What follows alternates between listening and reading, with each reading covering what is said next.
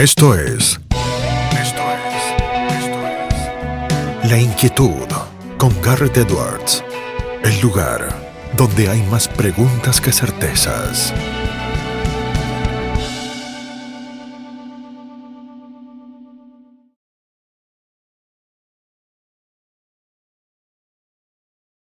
Tenemos ahora mismo el placer de tener en línea a quien veníamos anunciando desde el comienzo del programa. Estamos hablando de Daniel Santoro. Él es periodista, un periodista de renombre que prácticamente no requiere ningún tipo de presentación, que está presentando su libro más reciente, La Ruta del Dinero K, del cual tenemos una copia que estamos teniendo también el placer de sortear en esta jornada acá en A Fondo por LT8. Va a estar este jueves 21 de julio a las 18:30 horas en Fundación Libertad, ahí en 1370, haciendo la presentación de este libro que les estamos mencionando. Daniel, ¿cómo estás? Garrett te saluda, un placer. Bien. ¿Cómo están ustedes? Yo estoy muy bien. Gusto de escucharte y gusto también de hablar del tema, digamos, más candente a nivel nacional hoy por hoy, que vos tratás en tu libro muy bien investigado y con mucho research detrás, y que esta semana además tuvo un capítulo que va ampliando desde lo coyuntural con los millones de dólares de Florencia Kirchner. Sí. Allá debería agregarle varios capítulos con José López, con Florencia Kirchner, y yo creo que ayer quedó bien claro, como dice el fiscal Gerardo Policita, que fue un intento de lo que se llama en derecho de insolvencia fraudulenta, es decir, alguien que está que sabe que va a ser procesado y embargado, pasarle los bienes a un familiar. Está registrado como desde 4 días antes de ser llamada indagatoria, Cristina Kirchner de ser llamada indagatoria por el juez federal Claudio Bonadío en la causa de el dólar a futuro. Ella empezó a girarle plata, a que se abrieron las cuentas, se abrieron en las cajas de seguridad de Florencia Kirchner, y le empezó a pasar esta plata. Digamos, los registros bancarios demuestran que esos movimientos no son, como dice Cristina, porque el 11 de diciembre decidió dolarizar sus depósitos por desconfianza a la política del gobierno del presidente Mauricio Macri, sino que fue una maniobra para despojarse de bienes ante la situación de Bonadío, ¿no? Daniel, ¿Argentina es un país en el que la realidad supera casi siempre a la ficción? Sí, sin lugar a dudas. La repercusión que tuvo la noticia en términos internacionales, ¿no? Un ex secretario de Obras Públicas tirando bolso con 9 millones de dólares en un convento de monjas de clausura, digamos, es una cosa enorme. Todos mis amigos latinoamericanos me han escrito para reírse, hacer bromas con este tema. Bueno, es un tema que no es para reírse, pero ante la situación que estamos viviendo hay que tomárselo un poco con solfa, pero es el primer caso. Yo tengo 30 años de periodismo y de investigación periodística. Nunca había visto un caso como este. Ya se podría llamar corrupción explícita e infraganti, porque no es que fue investigado por periodistas, que conseguimos un documento secreto. Esto es el mismo protagonista de los hechos que fue. No hay forma de discutirlo o ponerlo en duda. Bueno, ya José López está procesado con prisión preventiva en la causa por enriquecimiento ilícito y llamado indagatoria en otra, ¿no? ¿Qué tal, Daniel? Rafael Micheletti te habla. Quería preguntarte por la figura de Zanini, que llamado muchas veces el monje negro, alguien que estaba detrás y que hoy, al salir de un banco, chocó y quiso escapar. ¿Qué rol tuvo vos que investigaste exhaustivamente el tema? Zanini tuvo una injerencia política enorme dentro del gobierno de Cristina Kirchner. Era mucho más que un secretario legal y técnico de la presidencia, porque él estaba detrás de todas las grandes decisiones que tomó la presidenta Cristina Kirchner. El único caso de corrupción que lo roza a él es el tema de la famosa llamada de su segundo, Carlos Liuzzi, el subsecretario general de la presidencia, que hace 2 años lo llamó el juez Ollarvide, que estaba allanando una serie de cuevas financieras acá en la capital, cuevas financieras que evadían, blanqueaban plata y hacían maniobras evasivas cobrando cheques. Y bueno, Ollarvide sorpresivamente ordenó parar el allanamiento a la cueva esta Propime, que dirige Guillermo Greppi, que es uno de los financistas que han ayudado a mover estos millones y millones de pesos a través de estas cuevas financieras. Lo raro es que nunca lo echó a Liuzzi. Zanini, pese a que era su segundo, era su mano derecha, nunca lo echó, lo mantuvo en el cargo, pese a que tenía esta denuncia por obstaculación de la justicia. También tenía una denuncia por enriquecimiento ilícito, que se la cerraron, se la volvieron a abrir, porque Liuzzi tenía campos en Mendoza, viajes al exterior, un departamento y un local acá en Puerto de Madero, ¿no? Ese es el caso de corrupción que más lo golpeó a Zanini. Bueno, después está la pelea con Milani, que de la cual solamente hasta ahora se conoce poco, y que luego fue ahí en el Monumento Rosario, fue en el Día de la Bandera el año pasado, que el super jefe del ejército de Cristina Kirchner, y aparte el hombre que manejaba la inteligencia paralela del gobierno de Cristina Kirchner, ahí discutieron en el palco el acto del Día de la Bandera y lo echó, ¿no? Él fue el que transmitió la decisión de sacarlo a Milani del juego, ahora que tiene varias causas judiciales en el llano, y que además es socio, ustedes saben, es socio de Guillermo Moreno en una panchería, y es socio del intendente de la localidad de Seiza, de Alejandro Granados, exministro de Seguridad bonaerense, en una empresa de seguridad, entre otras actividades que tiene, mientras se enfrenta a Milani juicios por violaciones de derechos humanos, y lo más grave también un juicio por enriquecimiento ilícito, ¿no? Daniel, en tu último libro, La Ruta del Dinero K, haces un recorrido que va desde los comienzos del kirchnerismo en la presidencia de la Nación, desde el 2003 hasta el final del segundo mandato de Cristina en el 2015, con una ruta que tiene ribetes novelescos que parecen prácticamente de una historia de John le Carré o una de Ian Fleming con James Bond, ¿no? Con aviones, rutas, bóvedas y demás. ¿Cómo fue que durante 12 años la sociedad, en su gran mayoría, estuvo sin darse cuenta o mirando para el costado mientras todo esto pasaba? Yo creo que las sociedades, hay un sector, la sociedad, un sector que vota con el bolsillo, ¿no? Ya lo habíamos visto en la época del gobierno de Carlos Menem.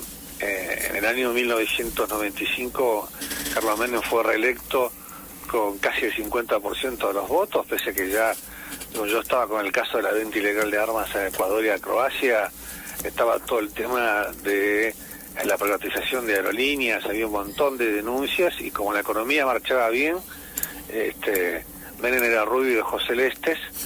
Recién cuando, en el 2008, cuando Menem cuando la economía empezó a caer, bueno, después que lo echó a Domingo Cavallo del gabinete y todo lo demás, es que estos temas empezaron a tomar realmente mucha importancia, y bueno, fueron uno de los caballitos de batalla por la que fue electo el expresidente Fernando de la Rúa, ¿no? En el año 1999. Y con Cristina Kirchner pasó algo exactamente igual, ¿no? En el año 2011, con la economía creciendo y aparte con el efecto viuda, ¿no? Logró ser electa con casi el 54% de los votos, pese a que estos temas existían, era como si era de amianto, ¿no? Todas las balas rebotaban. Yo me acuerdo que en ese momento nosotros habíamos descubierto en Clarín el caso, que fue una primicia de Nicolás Pizzi, y después la trabajamos en equipo, el caso del desvío de fondos del Plan Sueños Compartidos que manejaban las madres de Plaza de Mayo, que ahora, bueno, está en una causa judicial reabierta en el cual están citados a declarar debido López y Ide Bonafini, la presidenta de las madres que se resiste que se le ha puesto una segunda fecha indagatoria. En ese caso para mí de una gravedad, primero por obviamente el desvío de fondos públicos, de un total de 1.200 millones, 200 que no se sabe todavía el día de hoy dónde están. Y después, bueno, obviamente que lo que demostraba esto era que el kirchnerismo había cooptado a las organizaciones de derechos humanos, no solamente a las madres de Plaza de Mayo, que llevaron una lucha histórica contra la dictadura allá por el año 76, 77, sino a otras, y a nadie, digamos, eso no tuvo un impacto como que, para que la gente se pusiera a pensar, bueno, ¿qué pasa, qué sucede en la Argentina? Como para que la presidenta de la Madre de Plaza de Mayo esté investigada, la hija de la presidenta se haya comprado departamentos y una camioneta con los fondos de Meldorec, la empresa que tenía Sergio Soclenter. Así que es un tema realmente para analizar. Los sociólogos saben mejor que yo esto de la gente que vota con el bolsillo cuando están las economías creciendo, y recién cuando empieza la caída del Producto Bruto Interno, la inflación, la desocupación, otro tipo de síntomas, es que le dan la dimensión que tiene a este tema de la corrupción estructural, ¿no?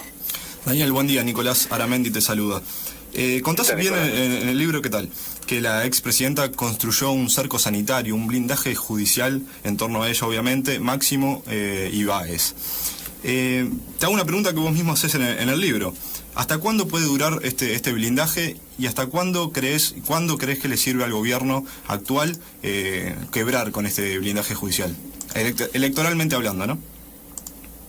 Sí, bueno, primero en términos judiciales le duró poco ese blindaje que supuso nombrar a Alejandra Gil Carbó como Procuradora General de la Nación, nombrar más de 30 jueces en lugares estratégicos, impulsar la creación de la agrupación Justicia Legítima, intentar la puesta en marcha de este proceso que se llamaba la democratización de la justicia, que significaba politizar más el Consejo de la Magistratura, el organismo que nombra y destituye jueces. Eso le duró poco, aunque todavía obviamente hay un resabio de eso que sigue funcionando. Imagínense si tuviéramos una jefa de los fiscales activa dando instrucciones en vez de tener una jefa de fiscales que tiene una actitud por lo menos pasiva, y lo que ha hecho es obstruir las investigaciones. A Marijuán lo sacó de aquí, el fiscal que tiene el caso de la ruta del Hidrocán lo sacó de la unidad especial que investigaba los delitos dentro del ANSES. Así que bueno, eso es en cuanto a términos políticos. Bueno, Menem decía que llega a Papa nunca vuelve a ser obispo, y sin embargo un año y medio después tuvo que reelegir senador por La Rioja para tener foros parlamentarios. Cristina dijo cuando en esa multitudinaria concentración, cuando fue su primera indagatoria frente a los tribunales de Comodoro Pi, que ella tenía los fueros del pueblo, ¿no? Pero yo creo que está pensando seriamente en tratar de ser el año que viene candidata a senadora, porque siguiendo este camino de acumulación de procesamientos, ¿no? Hay otros, después si tienen tiempo lo hablamos, hay otras causas en las que va también en ese sentido, va a tener una situación judicial realmente muy complicada, y si aparecen más pruebas de realmente la plata que tiene oculta, ahí va a ser la cosa mucho más grave aún, ¿no? Daniel, ¿resiste algún tipo de amenazas al escribir el libro? Sí, bueno, no específicamente por el libro, sino por los temas que estábamos publicando en Clarín. Bueno, me llamaron a mi casa para amenazarme de muerte, insultarme, pero Nicolás, el tema era, bueno, ahora por ahí lo hemos olvidado, pero el clima de hostigamiento que había del gobierno del gobierno de Cristina Kirchner hacia los periodistas, hacia los políticos opositores, hacia los jueces, era una cosa de todos los días, que te insultaban, que había trolls sacabas un Twitter y aparecían 30 trolls atrás que te insultaba, te denigraba. Yo creo que el residuo, la conclusión, el peor daño que ha hecho el kirchnerismo es esto de romper con el clima de tolerancia en la Argentina y creer que uno puede insultar al otro porque piense distinto, ¿no? Eso es una cosa realmente grave, más allá de los daños materiales y del tema de la corrupción o de ineficiencia. Eso es una cosa, porque esto no existía, esto del odio y de que el otro, y demonizar al otro en vez de discutir sobre los temas de fondo, ¿no? Recién decías, te hago la última y cortita, breve, posiblemente se presente a senadora el próximo año. ¿Dónde imaginás a Cristina dentro de 5 o 10 años y a Máximo? ¿En el Senado o en otro lugar? Bueno, yo lo que escuché era que ella quería ir por la senaduría de la provincia de Buenos Aires, ¿no? Obviamente, donde más fuerte podría conseguir votos es por el Gran Buenos Aires, y esa es la especulación política que están haciendo. Bueno, Máximo va a seguir como diputado, bueno, ya tiene fueros ahí, pese a que nunca tuvo vocación política y siempre se dedicó a los negocios. Era el presidente de la empresa Chapel, que después la terminaron disolviendo los Kirchner, pero es una empresa que tenía el mismo nombre que un emprendimiento hotelero, que Lázaro Báez, y esto que ustedes me preguntaban antes, que la realidad supera la ficción, que tenía en la isla Chapel, ahí enfrente de Bélice, y donde le dijo a la FIP que había invertido $100 millones y que después los había repatriado al país, ¿no? Entonces, yo creo que va a ser por ahí, ¿no? Máximo va a seguir como diputado con los que le queda, y Cristina va a ir por una senaduría en este contexto de intentos de recomposición del peronismo frente a lo que ahora la sociedad ha comprendido pasó en cuanto a la corrupción en los gobiernos de Néstor y Cristina Kirchner, ¿no? Daniel, hay tanto más por seguir hablando con vos de este tema y de otros temas. Me parece que para ir cerrando, 2 consideraciones. Por un lado, los que quieran ir leyendo y enterándose más de lo que vos contás, pueden ir corriendo a la librería a comprar el libro La Ruta del Dinero acá, eso por un lado. Y por otro lado, los que te quieran escuchar en persona, te pueden escuchar este jueves en Fundación, el 21 de julio a las 18:30 horas. Sí, ahí estaré. Alberto Lotuf, por suerte el turco, me va a ayudar en la presentación del libro y con otros amigos y conocidos para poder pasar por esa hermosa ciudad que tanta importancia tiene en la política, en la economía argentina, donde uno siempre encuentra gente macanuda para discutir a fondo todos estos temas que nos apasionan, ¿no? A fondo, justo como el nombre del programa. Te agradecemos mucho este contacto, Daniel, y que pases un buen fin de semana. Igualmente, nos vemos entonces el jueves que viene.